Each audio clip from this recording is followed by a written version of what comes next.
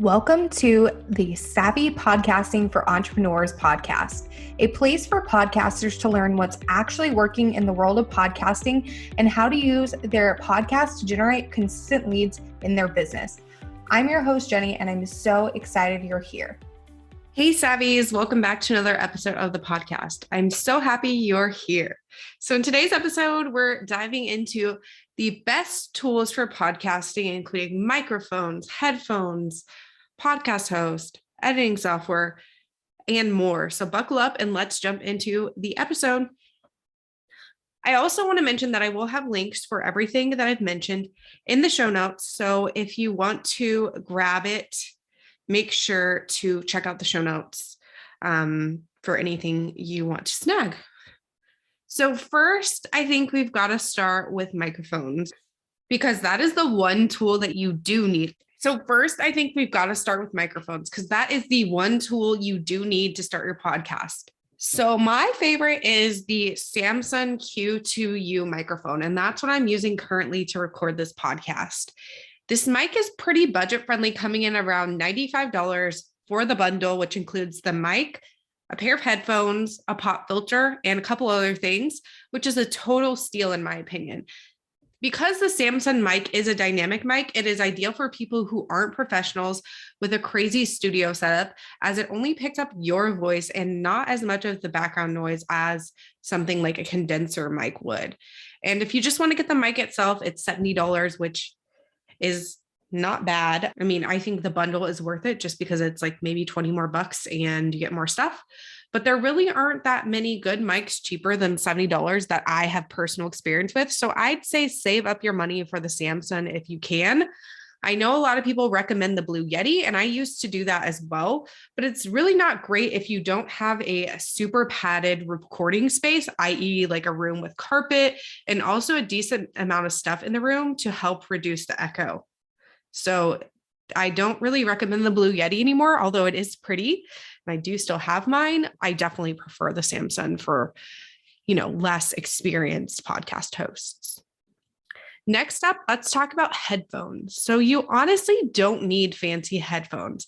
I actually still use my Apple earbuds and they work great because your mic is what picks up your voice, not the mic on your Apple earbuds. So this is a great option if it's not in your budget to get other headphones. If you do end up buying the Samsung mic bundle that I talked about above, it comes with headphones. So you could also use those too if you're not feeling the Apple earbuds. I use the Apple earbuds.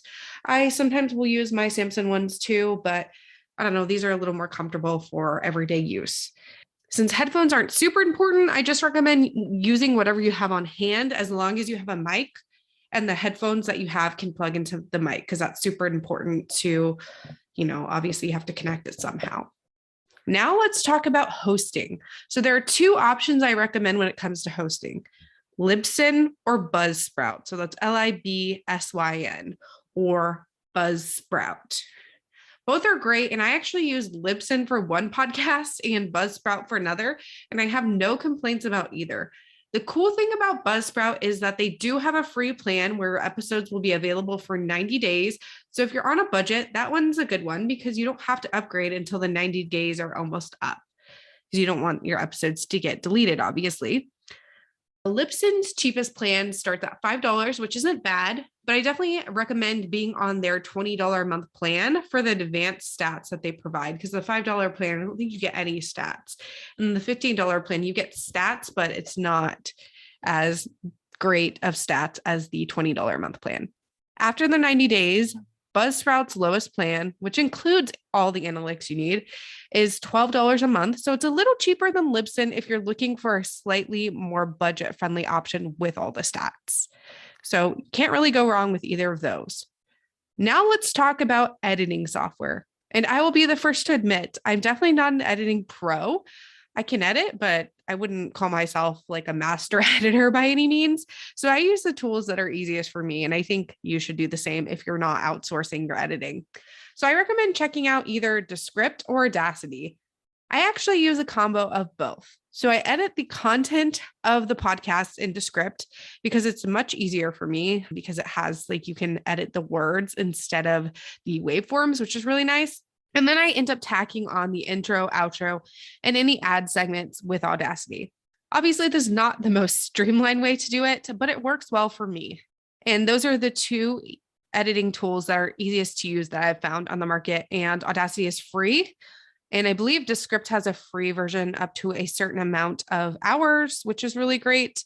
And then you have to upgrade to paid. So you'll also need somewhere to record your episodes. So if you're recording solo episodes, you can actually just record directly into Audacity, which makes editing a breeze because it's like already open in Audacity and you can just start editing from there versus like uploading it from another place. And if you're doing guest episodes, in my opinion, Zoom works just fine as long as both you and your guests have a solid internet connection. And you can even change the settings within Zoom to separate the tracks so it's easier to edit. And it's not just like one track, it's your track and your guest track are two separate things. So it really helps there. But you definitely need a strong internet connection for that to be a viable option. Otherwise, you're going to have some robotic sounding noises. And I know most podcast managers would scoff at that advice of using Zoom, but hey, I'm all about making the tech less scary so that everyone can start a podcast and don't get hung up on the tech. Like, oh, I need to use something like Riverside, or I can't think of the other one right now, but another tool. And then you have to pay for that. And it's just, I like to make it as easy as possible. So the last essential that you need for your podcast is a website. It doesn't need to be a website that is specific to your podcast, but you definitely need some sort of website because having show notes is essential for your show so you can show up on search engines like Google and also cater to your audience's needs, as not everyone wants to or can listen to podcasts. So it's really important to be inclusive and have another way for people to access it, like written form. So definitely keep that in mind. And then lastly, out of the tools in general, it's not essential to everyone, but it is to me. So I did want to mention it, but I think every podcaster should have a project management tool. This will really keep you on track with all the moving parts of a podcast. If you've been podcasting for a bit or you're just starting, it's a lot. So it's just crucial to ensure that you're keeping on top of everything each and every week. And with a project management tool, there's like no room to forget anything because it's just in your face. Like write show notes, create graphics, create audiogram, whatever those tasks are. It's just right in your face every week. So you don't miss any steps in the process. Two project management tools that I highly recommend are Asana and ClickUp. So I currently use ClickUp and I have been obsessed with the platform since 2018, but I really liked Asana when I used it for about 2 years as well. So those are both great options that I recommend. And they both have free plans, which is really nice. So I'd love to know, what tool could you not live without for your podcast? It can totally be an obvious one like a mic or something a little more obscure. I'd love to hear from you. On Instagram, you can find me at jenny.sunnison. But yeah, let me know in my DMs what your favorite podcasting tool is. And if you want to check out the show notes for the episode, head to savvypodcastingforentrepreneurs.com and I'll see you in the next episode. If you enjoyed this episode, make sure to subscribe to the podcast on your favorite podcast player like Apple Podcasts, Spotify, or Stitcher and leave a review.